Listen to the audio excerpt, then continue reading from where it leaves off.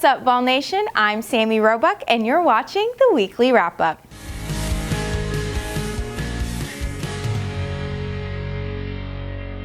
For news events, Volland returned after a 2-year hiatus. Volland is a collegiate e-sport tournament hosted by UTK Esports, which will last from Friday, March 25th to Sunday, March 27th.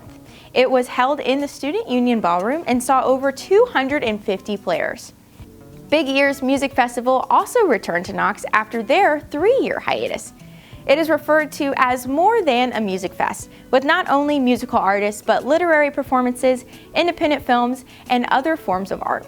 The festival lasted from March 24th to the 27th.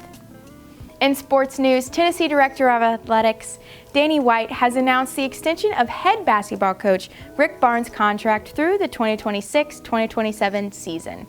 This decision was made official after the Vols' 27th win and their first SEC tournament win in over 40 years. More on UT basketball, as the number 4 seed Lady Vols made it to the Sweet 16 for the first time since 2016 and their first time under Kelly Harper, following their win over the 12th seeded Belmont. To read more about all these stories and events, visit utdailybeacon.com. As for campus events this week, on Monday, UTPD encouraged students to join their officers for a cup of coffee in the Student Union cafeteria from 7 to 8 p.m. During this time, students were able to share any questions, comments, or concerns they had with the UTPD officers. Tuesday, March 22nd, University Housing hosted the Spring Sampler from 4 to 6 p.m. in Pres Court. This event kicked off the spring season with food, tea sampling, a take-home garden center, photos, pet rocks, and flowers.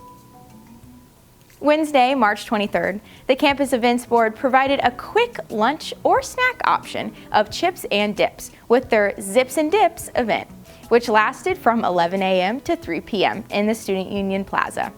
Students could skip the lines at the Student Union and choose to enjoy the dips instead. The Center for Student Engagement hosts a series of events called Real World, which helps prepare students for success outside of the classroom. Thursday's event was called Rocky Top Build Your Own Bouquet. The first 20 students who registered for the event had the privilege of creating their own bouquet in collaboration with Flourish Flower Truck. Friday, March 25th, the Campus Events Board invited students to join them for a night at the museum at the McClung Museum of Natural History and Culture. Starting at 6 p.m., there were interactive events and later a screening of the film Night at the Museum itself.